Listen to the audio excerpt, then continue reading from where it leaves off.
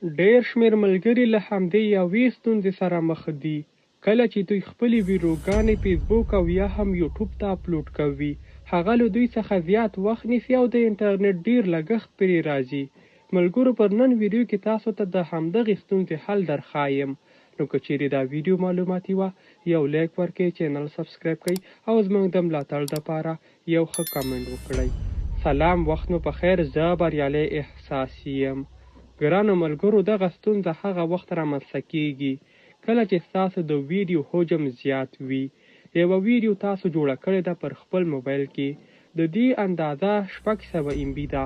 که چیرې دغه ویډیو تاسو پر فیسبوک او یا هم یوټیوب ته اپلوډ کوئ، نو له تاسو څخه 600 MB انټرنیټ مصرفوي او سربیره پر دې د همدې اپلوډینګ ټایم به شاید 1 ساعت ان تر 2 ساعتونو وخت ونیسي، ځکه انټرنیټ شاید سلو وي. نو په نن ویډیو کې تاسو ته همدغه ستونزې حل درښایم چې څرنګه د ویډیو سایز کم کړو بغیر له دې چې د ویډیو کوالټي خرابه شي. راځو د موبایل سکرین ته او دا طریقه سټیپ بای سټیپ له تاسو سره شریکوم. ګرانو ملګرو، لومړنی اپلیکیشن د انډراید موبایلونو دپاره ښایم. هغه اپلیکیشن کوم چې د انډراید موبایلونو دپاره کارول کیږي، راسئ پر خپل موبایل کې اپ سټور راخلاص کړئ، په سرچ لټون برخه کې ولیکئ پانډا ویډیو کمپریسر. ګرانو ملګرو، دغه لیکل تاسو ته د موبایل په سکرین باندې ښکاري. همدغه نوم په پلی سټور کې سرچ کړئ. یوه یادونه بیا هم کوم، دغه اپلیکیشن د انډراید موبایلونو دپاره کار کوي. راسئ پر خپل موبایل کې یاد اپلیکیشن ډاونلوډ کړئ، بیا پر اوپن اپشن باندې کلیک واخلئ. همدغه اپلیکیشن ما خپل موبایل ته ډاونلوډ کړی ده. زه راځم راخلاصوم یې. دا ډول یو صفحه ستاسو مخ ته راځي. په دغه برخه کې لیکل شوي دی کمپریس ویډیو او اوریجنل ویډیو. تاسو به پر اوریجنل ویډیو باندې کلیک واخلئ. ګوره دغه ویډیو سایز اوس لري 34 MB. که چیرې زه دا کمپریس کم، نو د دې سایز کمیږي. دلته په دې لاندې اپشن باندې کلیک واخلئ. که چیرې غواړئ د ویډیو کوالټي مو خرابه نشي، بیا کلیک واخلئ لارج فایل جسټ کمپریسر. یوازې راته کمپریس کا بغیر له دې چې د ویډیو کوالټي خرابه شي. په اپلای اپشن باندې کلیک واخلئ. راسئ کمپریس کلیک کړئ. دا سټارټ کیږي. ګرانو ملګرو، که چیرې ستاسې دغه ویډیو اوږده وي، زیات حجم ولري، نو دا زیات وخت نیسي تر څو کمپریس شي. که چیرې ستاسو ویډیو کمه وي، نو بیا کم ټایم نیسي.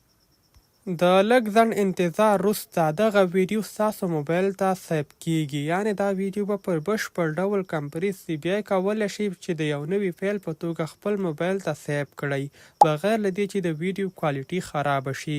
اوس دا ویډیو 100% کمپریس شوه.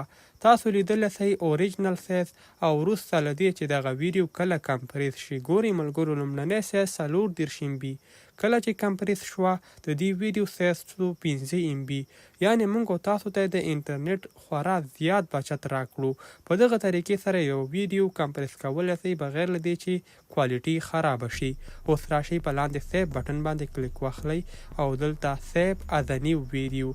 دا ویډیو به ستاسو ګالرۍ ته سیف شي. اوس راځو د هغو ملګرو دپاره څوک چې ایفون موبایل لري. دغه اپلیکیشن ایفون موبایل دپاره هم شته، خو هغه بیا پرو ورژن غواړي. تاسو باید پیسې ورکړئ ایفون والاو دپاره. خو که چیرې تاسو فری غواړئ همدا اپلیکیشن ترلاسه کړئ، راسئ سرچ برخې ته دلته ولیکئ ویډیو کمپریسر. دغه اپلیکیشن غوره ده، زه پخپله هم ورڅخه استفاده کوم. کولی سئ تاسې هم له همدې اپلیکیشن څخه استفاده وکړئ.